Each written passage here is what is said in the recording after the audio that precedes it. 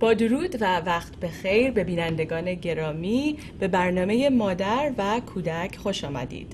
در برنامه امروز موضوع بسیار مهمی که در خانواده ها هر روزه بهش فکر می کنیم و در پی به اصطلاح پاسخ و سوال و برنامه ریزی هستیم که چگونه فرزندانمون رو، کودکانمون رو در رابطه اونها با غذا، تغذیه و به اصطلاح به قول معروف healthy living as it relates to food، رابطه سالم ما با غذا آگاهی بیشتر پیدا بکنیم، to raise awareness, to develop a positive relationship with food.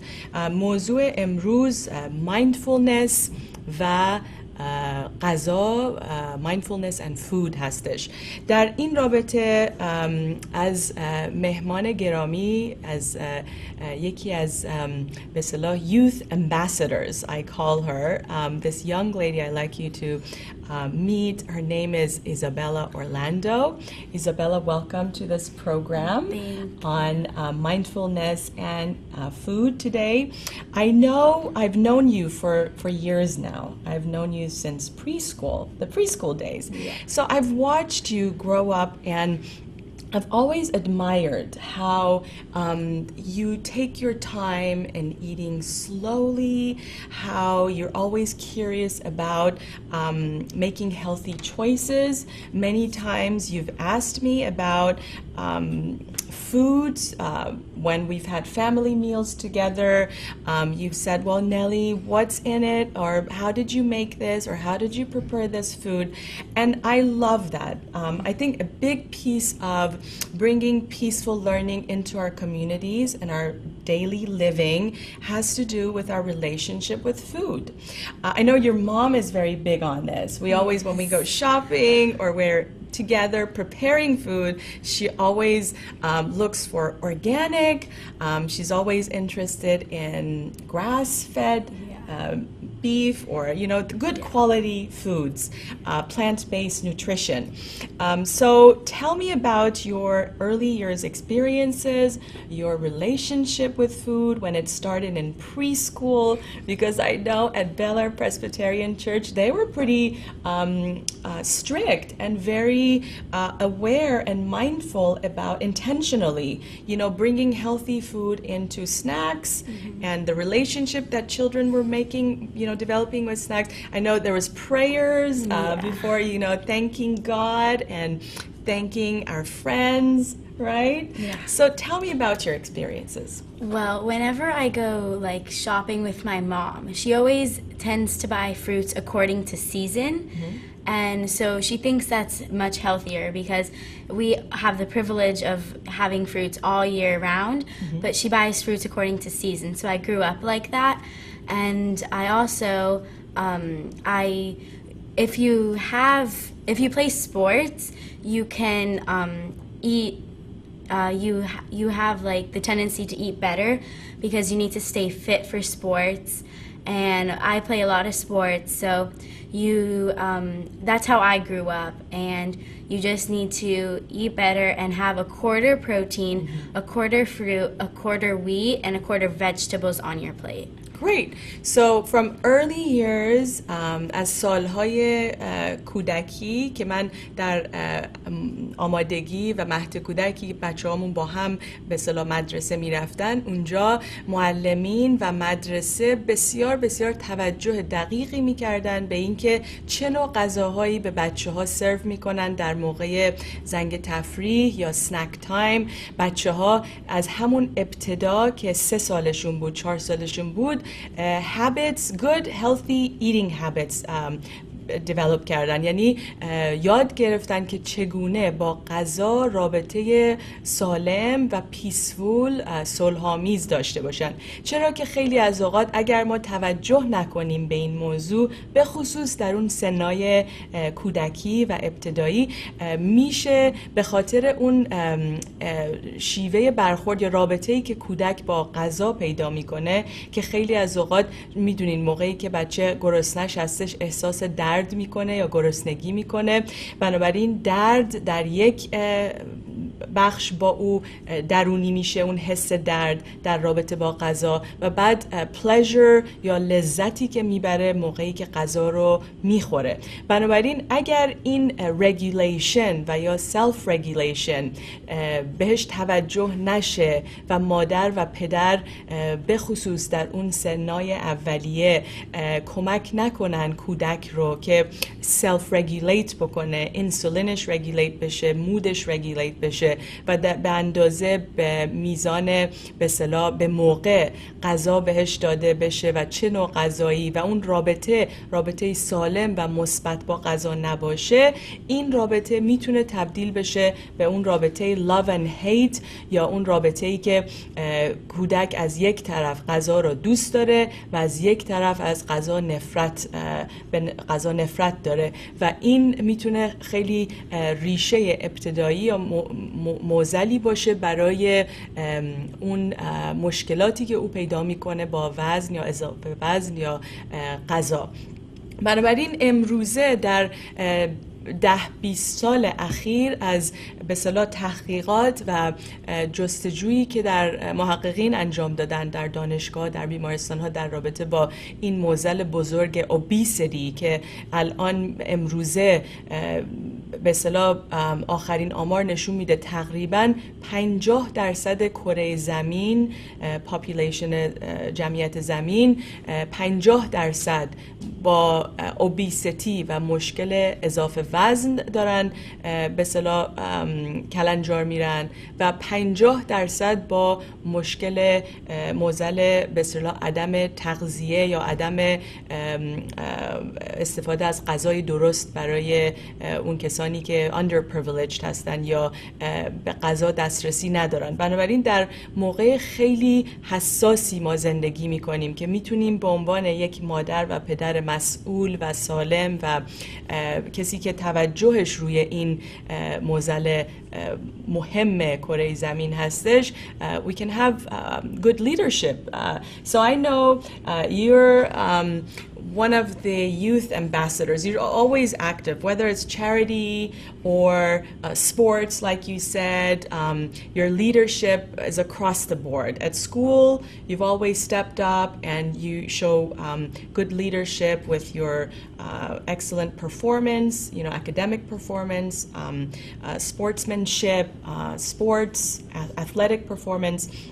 And then in our community, in the Persian community, I've always noticed you're always curious.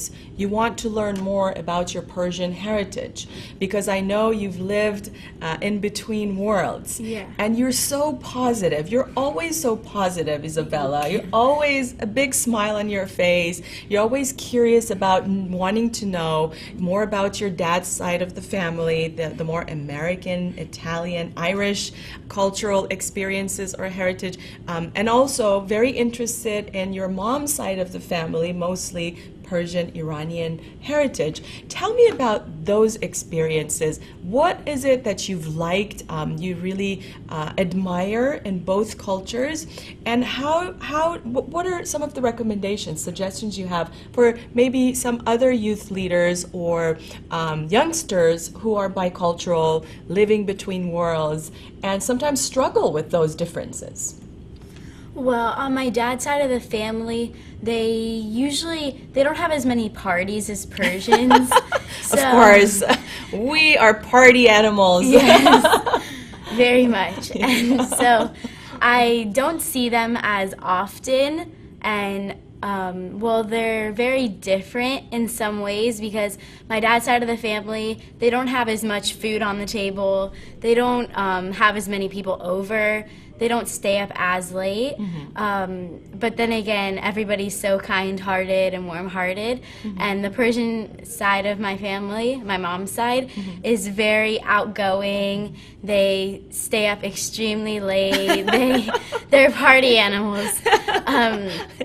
Okay. And you bring up a very good point. I've noticed. So in most when we go to Iranian weddings or celebrations or parties, like you say, family parties, gatherings, cousins, time is not an issue, right? Yeah. Sometimes they're late, fashionably late, right? Yeah. Persian style late. Sometimes they stay late. They overextend their stay. There are many times we've had parties when, we said on the invitation, the parties from, let's say, 7 to 10 p.m. and then it goes over. We run into like 1 a.m., 2 a.m. They're still dancing and partying. So time is not as structured as perhaps some of the more westernized societies. And like you say, food is a big element, right? Celebrating with food. And there's almost like an emotional connection. I experience this in our family when we are celebrating with the grandparents and the great-grandparents. Food is such a big topic, right? The preparation of food, making the food, thanking the host or hostess for the food, celebrating, it's such a big part of that gathering, where perhaps in some other gatherings, more westernized gatherings, it's not that important.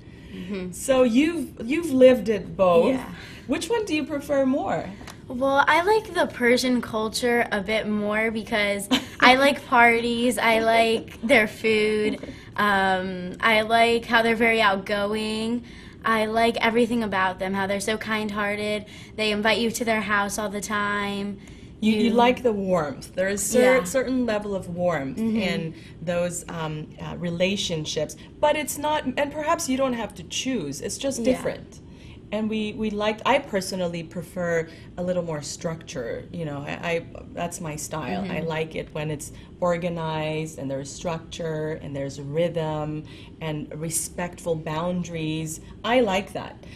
So I think it's great that you are growing up, experiencing both sides, and then you get to choose, sort of build your own identity and who you are based on your likes and dislikes. So you're exposed to more, which makes you more intelligent. Your social intelligence increases every time you come across cross-cultural experiences, because now you've been introduced to a variety of experiences.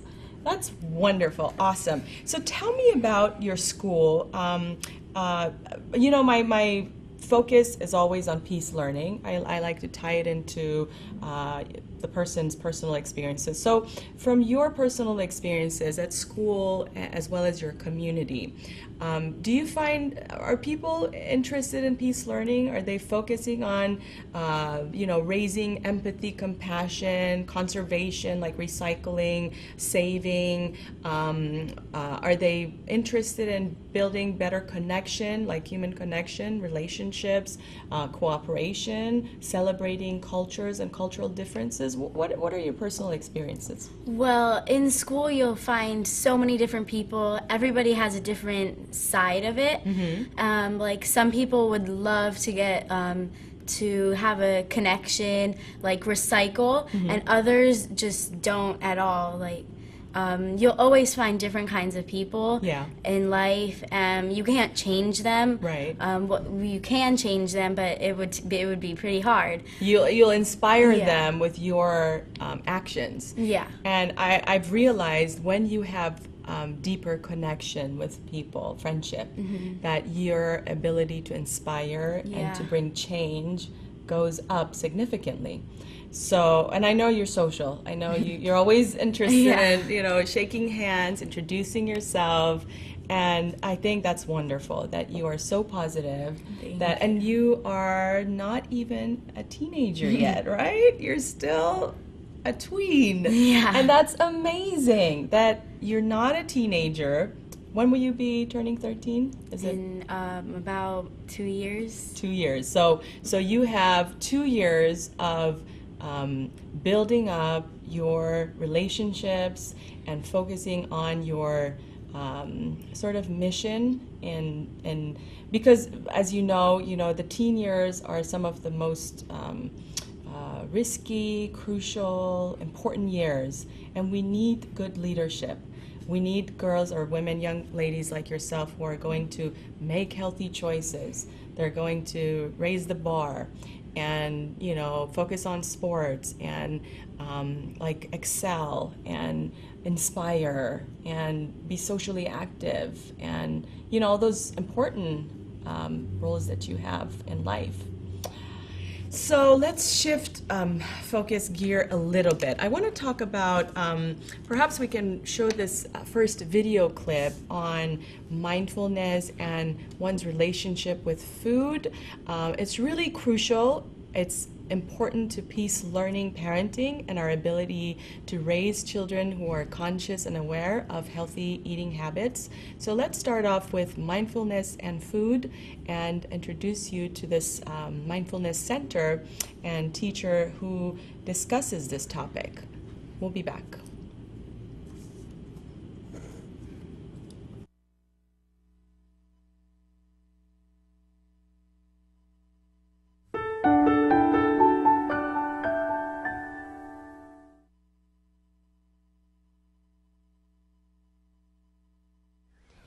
Every living being on the planet has to eat, has to find nourishment, but it's only in the human being that the need to find nourishment can mean a heck of a lot more than what's on the plate. When we're children, we all learn that when we're hungry, meaning our body has gotten depleted in nutrients, we start to feel bad. We feel low in energy, that kind of low mood, crummy feeling.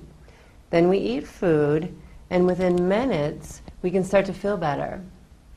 In a country where for most of us, ample access to food isn't actually an issue, it makes perfect sense that we reach out to food again and again to make ourselves feel better when we're under stress. Now, in bringing greater awareness to our relationship with food and eating, we begin to see that what we're actually hungry for a lot of the time actually has nothing to do with food. And the important thing here is that nobody has to tell it to us.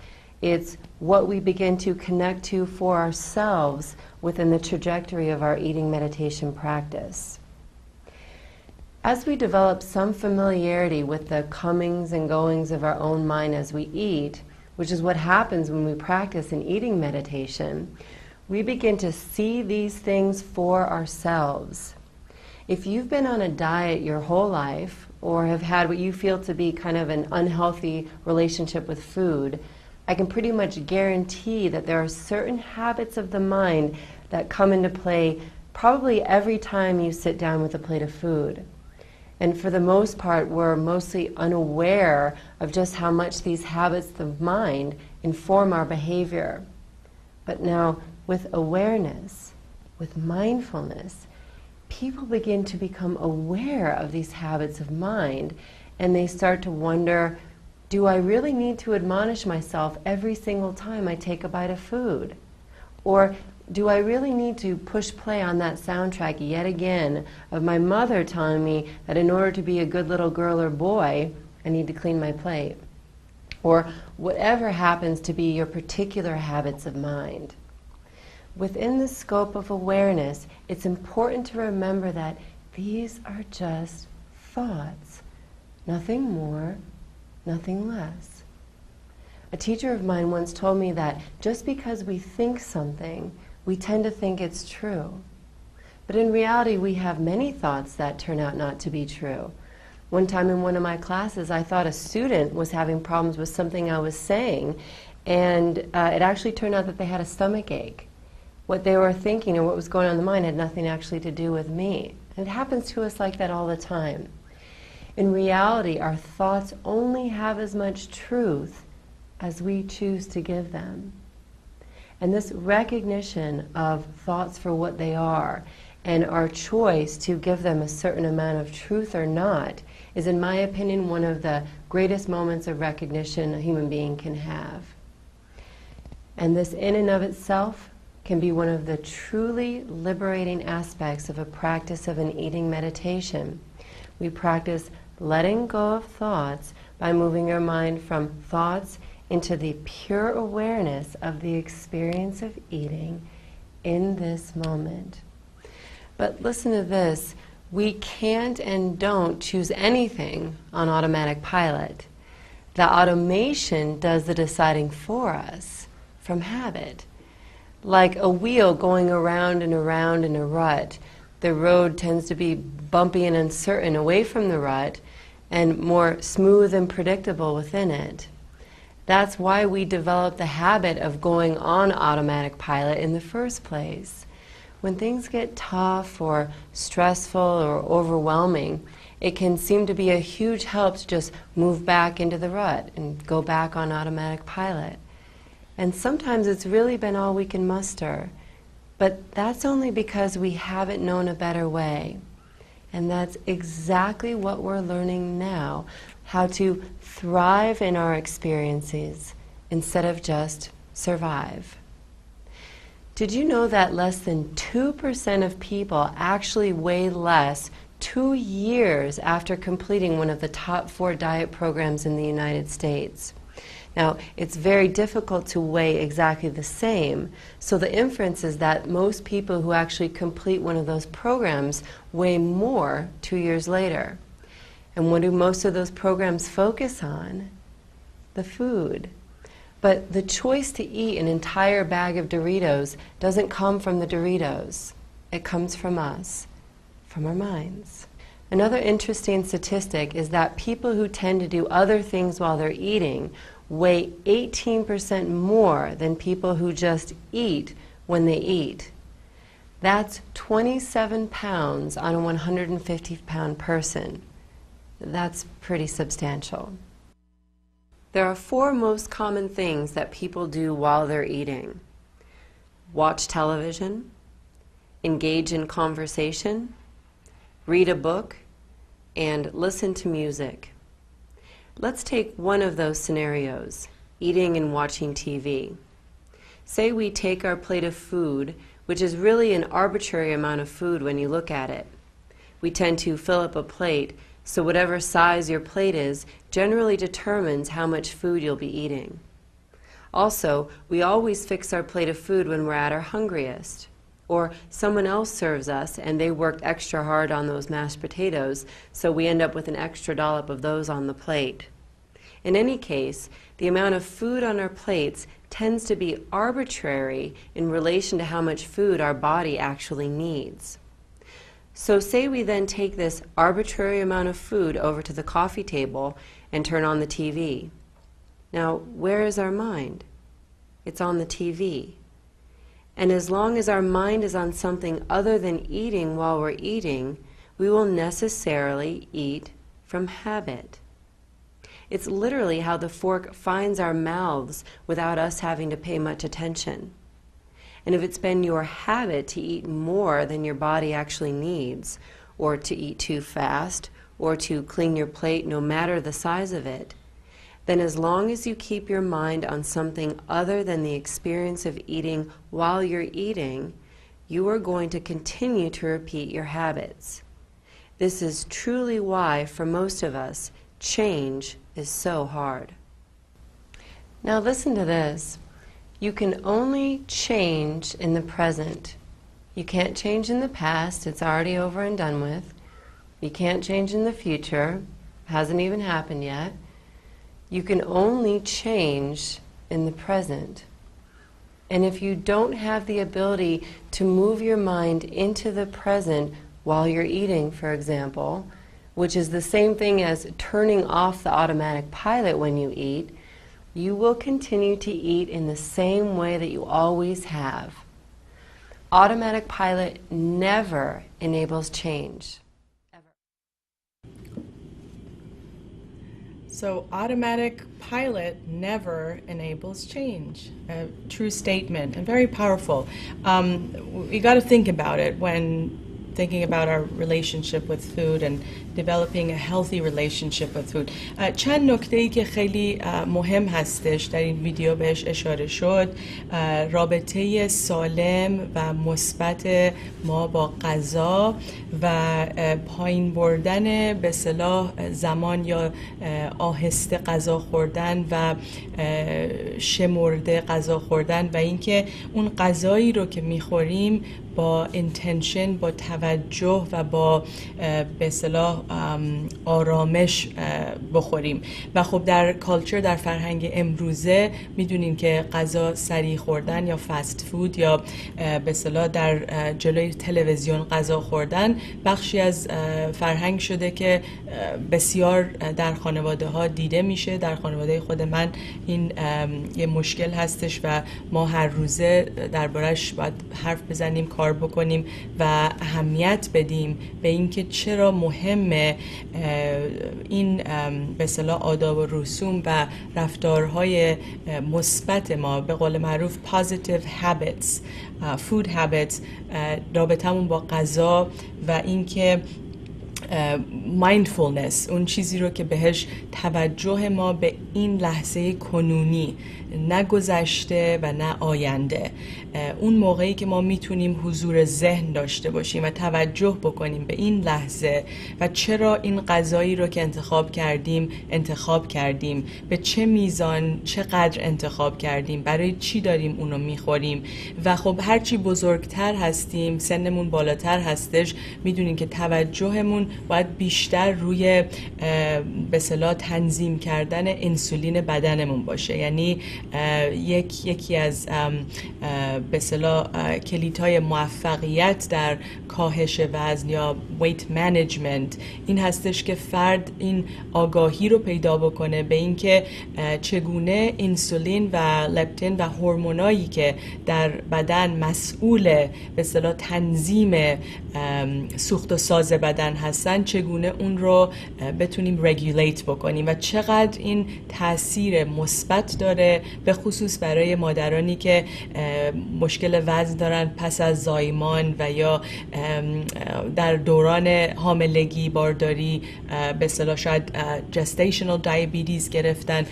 این موضوع خیلی اهمیت داره و چقدر مربوط میشه به پیس لرنینگ و اون آمبیانس و حال و هوای منزل و خونه و به اصطلاح یکی از مسئولیت‌های مادر و پدر در خونه میتونه همین باشه، تنظیم کردن insulin regulation، بالا بردن آگاهی بچه‌ها، کودکان از غذا و انتخابی که در غذا میکنن، خوراکشون و رابطه مثبت و به اصطلاح developing healthy eating habits at home. A big piece of culture به فرهنگ ما مربوط هستش، به اصطلاح mental health ما، به physical health ما و on all levels میتونیم به عنوان یک community، به عنوان یک society هممون بهره مند بشیم از این به اصطلاح توجه. میدونم که بیشتر از به اصطلاح مایندفولنس رابطه ما با این به اصطلاح غذایی که برای خانواده مینینگفول هستش. همونطور که صحبت می‌کردم با مهمان گرامیم ایزابلا اورلندو، میگفتش که خیلی از اوقات در مراسمی که شرکت میکنه یا مهمونیایی که میره، مهمانی‌ها اگر ایرانی باشه، مهمونی ایرانی باشه، خب غذا خیلی زیاد مفصل هستش و لزوماً هم غذاهای خیلی سالم نیستش. یعنی خیلی از اوقات سرخ کرده هستش، خیلی از اوقات شکر زیاد هستش، دسرای خیلی پر شکر و به اصطلاح مضر به قول معروف. و خب اونجاست که بالا بردن آگاهی برای بچه‌ها و اینکه بچه‌ها بدونن وقتی که انتخابی رو میکنن چه تأثیری روی بدنشون میذاره، بخشی از همون پیس لرنینگ ادویکیشنشون میشه و خیلی مهم هستش که بهش توجه بکنیم. Isabella, I know you like to cook, you like baking. Tell us about that experience. When did you start cooking and baking? How old were you? And how have you evolved during this process of becoming a chef? Okay, well, since I was really little, my mom always brought me into her cooking. Like, she let me stir the stew, for instance, like something like that. And then I started cutting onions and stuff like that. And then I gradually started to help her more and more. And then one day we went to the store, we bought a lot of baking stuff. And so I started baking cakes, and I went online, I searched for recipes, or I just bought stuff from the box and I made them.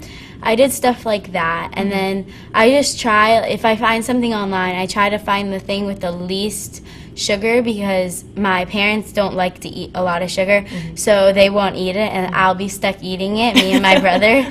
So I try to find something with the least amount of sugar. And you probably don't like the feeling, because I know you do mindfulness and you're eating, and many times you've told me, oh my gosh, that was too much sugar, or you're starting to feel antsy and you're starting to feel the raise in insulin and rush. So even though you eat sugar once in a while, and I say this to my kids, به بچهای خودم هم همین رو میگم، توصیه میکنم، میگم یک بار یا مهمونی میری، birthday parties, party میری, you're at a party, you want to have a little piece of chocolate, you want to have a cupcake, sure, fine. Once in a while, little bit of sweets, even though it's not ideal, it's okay, because your body can regulate. You're not pounding it on years and years of just poor eating habit, and so once you know what it feels like to regulate your insulin, and so I say sugar wave. We have different names for this. Like if you feel the sugar rush, or you feel the sugar wave, or you feel the whatever your expression of those feelings are, then you know how to avoid it. Because there's always a crash after all those, right? I know you've experienced it. My kids experience it. It's horrible. We've all experienced it. So it's great that you're aware. You're mindful. 90% of the times you try to make those healthy choices. If 10% or 15% you make errors, you make poor choices, like anything else in life. همه ما هیچ کدوممون perfect نیستیم. هممون اشتباه میکنیم در غذا خوردنمون، چویسامون بعضی اوقات غلط هستش و مشکلی نیست، برای اینکه if we go back and get back on track and we do our healthy living and peaceful peace learning living and mindfulness eating living, then we're okay. Your body adjusts, thank goodness. So there's the resiliency, but you love to bake, and I love that from early on. And I know at the preschool, Bel Air Presbyterian Preschool, they encouraged it. It was a big part of the early years education. In fact, the volunteer hours were usually filled where a parent would come in and bake together with the kids. So I know that was very important. It still is important to this day. Every week we cook together with my kids. They love to bake. They love to cook. They like making korma sabzi and pasta and all the foods that I know you make with your mom. And now probably you're making independently, right? That's awesome. So the love of cooking and baking is great. And I know some moms are into like taking it to the next level and doing cooking classes together and like gourmet cooking, which is wonderful. I think that's such a blessing for the family. Okay, let's shift gears. You said you're involved in sports. How did you get involved in sports, and what's the experience been like for you? Well, my mom wasn't a big sports player, but my dad always was, so he got me and my brother into sports. Awesome. And so I started it I started younger in gymnastics, and then I started playing baseball, and then I started playing basketball, and then I played softball, basketball, and volleyball for my school, and then now I'm gonna start softball again for fall ball. Awesome. I think it's wonderful when dads are involved at early years. این که پدرها توجه میکنن و علاقه نشون میدن و با بچه‌ها به خصوص دختر بچه‌هاشون بازی میکنن، اونها رو به ورزش میبرن و شوق ورزش رو در اونها پرورش میدن، یکی از بزرگترین سرمایه‌ای هستش که میتونیم به عنوان یک مادر و پدر به بچه‌هامون براشون بذاریم. عشق ورزش و فعالیت اونها در ورزش از سنین کم یکی از مهمترین ابعاد پیس لرنینگ و پرورش یک کودک سالم هستش و باید واقعا invest بکنیم. It's an investment of time.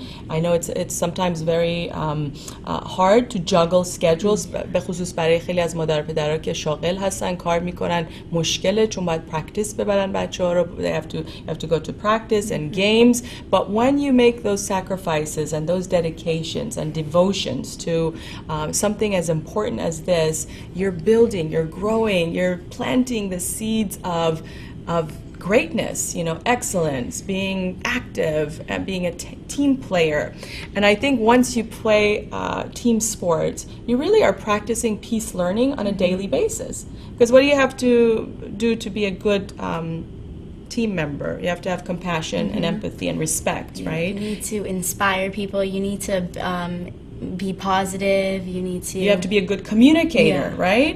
Whether it's verbal or non-verbal, you have to know about conservation, how to conserve your energy, how to uplift and help your team members, how to make those moves. So on all levels, you celebrate cultural differences because many times there are multiple cultural heritage, you know, on a team.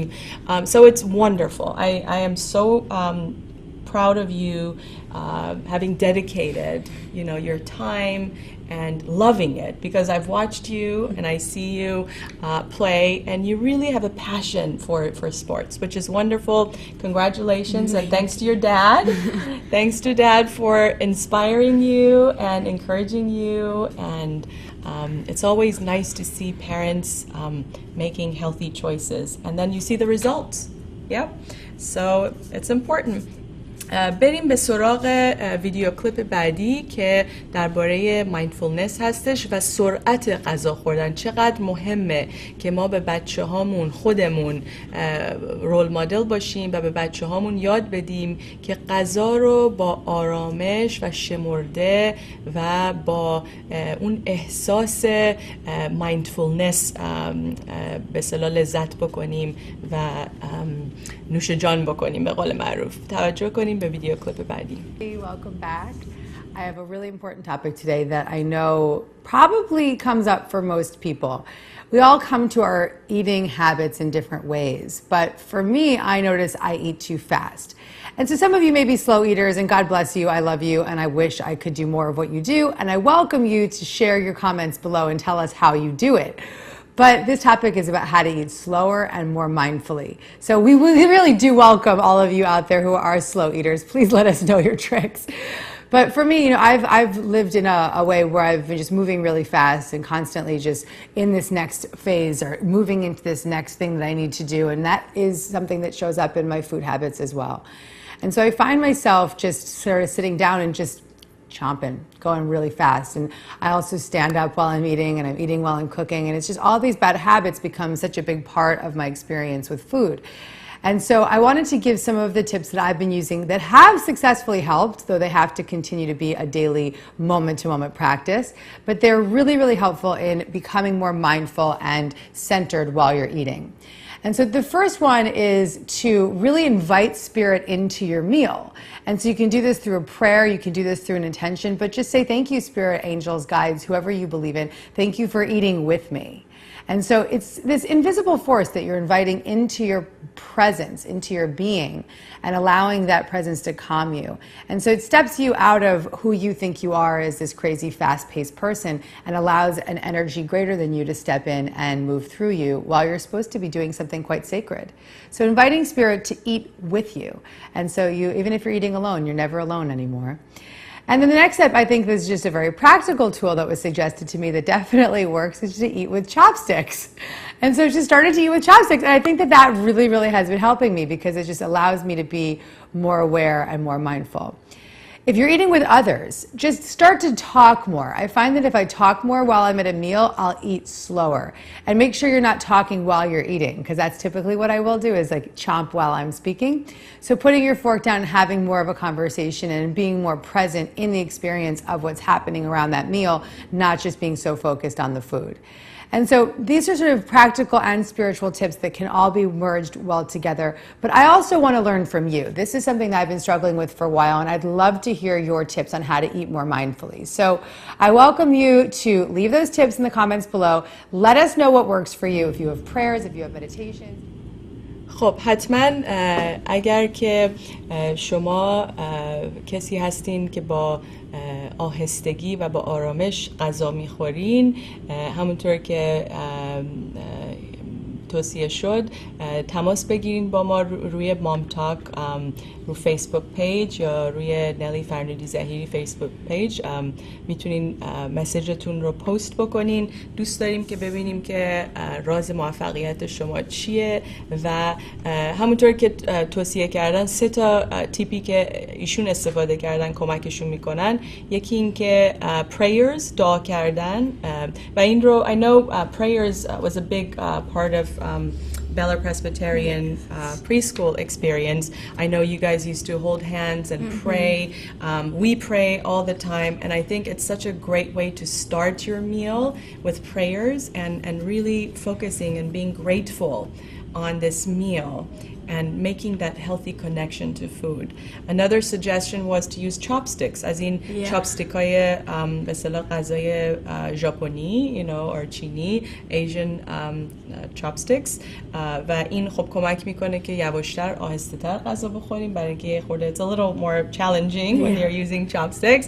And then finally when you're eating with friends or at a meeting، توصیه این بود که اگر که در به اصطلاح مهمونی هستین یا میتینگی هستین که دارین غذا میخورین، بیشتر صحبت بکنین و با آرامش و شمردگی بیشتر، یا اگر فامیلی میل هستش با هم نشستین سر میز با فامیل، بیشتر صحبت بکنین و توجهتون میتونه هنوز به غذا باشه و اون رابطه شما با غذا، ولی آهسته تر و شمرده تر غذا رو میل میفرمایین.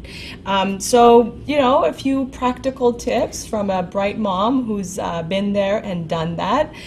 We'd love to hear from you on MomTalk LA, and please contact me, and or you can email me at nellyfarnudi@aol.com with your questions.